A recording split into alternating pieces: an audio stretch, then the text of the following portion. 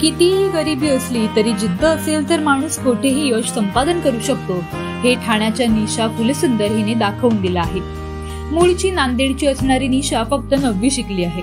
वडील शेतीचं काम करायचे, त्यामुळे खाण्याचे वांदे म्हणून तिने शिक्षणही घेतलं नाही। लग्न झाल्यानंतर निशा ठाण्यात राहायला आली।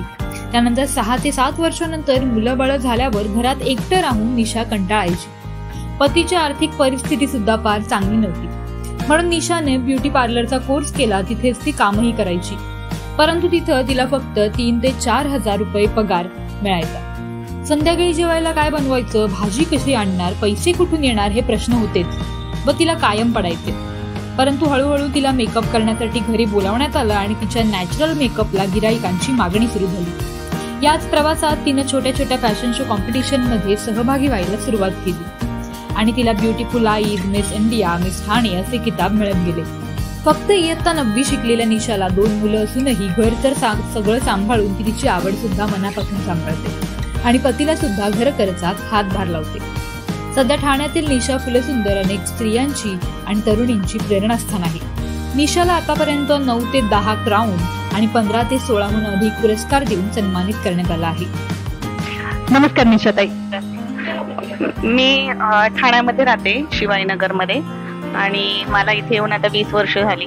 ह्या 20 वर्षामध्ये मी 2014 नंतर स्वतःचा पार्लरचा कोर्स करून मी त्याच्यामध्ये हळूहळू स्वतःची प्रगती करत गेली आणि आज मी ह्या टप्प्यावरती पोहोचली की 2023 मध्ये मी 10 प्रोग्राममध्ये पार्टिसिपेट केलं, वेगवेगळ्या कला क्षेत्रामध्ये पार्टिसिपेट केलं। त्याच्यामध्ये मला 10 क्राऊन मिळाले आणि 3 जीवन गौरव पुरस्कार मिळाले।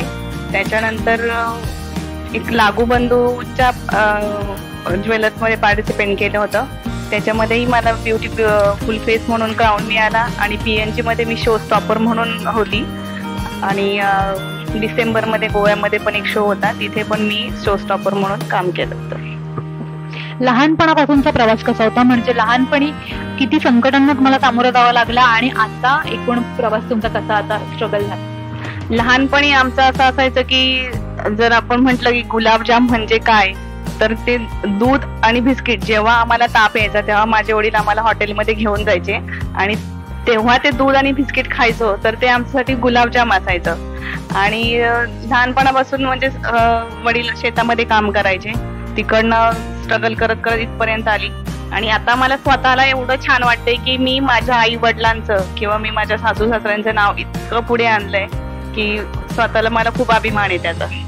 कोणाकोणाचा तुम्हाला सपोर्ट मिळाला पूर्ण प्रवास? खरं तर मी नावं नाही सांगणार, कारण मला खूप लोकांनी सपोर्ट केला आणि स्वामींची कृपा की स्वामींनीच त्यांना पाठवलं असेल माझी मदत करायला किंवा मला हेल्प करायला, तर मी त्या सर्वांची ऋणी आहे की मी त्यांचे कधीच हे उपकार विसरू शकत नाही की त्यांनी मला इथपर्यंत पोहोचण्यासाठी मला खूप हेल्प केली। काय वाटतं, एक 9वी पास झालेली मुलगी सुद्धा इतकं सगळं अचीव करू शकते, हे तुम्ही दाखवून दिलं, तर इतर स्त्रियांना काय सांगू? मी तर प्रत्येक स्त्रीला सांगेल की आपले शिक्षणापेक्षा आपण आपलं स्वतःची कला ती जोपासावी आणि त्या कलेमध्ये आपण कितपत पुढे जाऊ शकतो हे जर तुम्ही स्वतःहून दाखवलं तर अशा खूप अशा महिला आहेत की त्या सगळं शिक्षण असून सगळ्या गोष्टी कला असून त्यांच्यामध्ये त्या घरातच बसल्यात। मी त्यांना एकच संदेश देईल की स्वतःचं आयुष्य जगा। जिद्द असेल तर माणूस त्याला हवं ते करू शकतो असं म्हणतात। निशाकडे पाहिल्यानंतर खडतर प्रवास काय असतो हे खऱ्या अर्थानं जाणवतं। खरंच निशासारखे व्यक्तिमत्व हे तरुणींसाठी प्रेरणादायीच आहे। निशा फुलसुंदर हिला तिच्या पुढील वाटचालीसाठी खूप खूप शुभेच्छा। साक्षी पाटील, लोकल 18, ठाणे।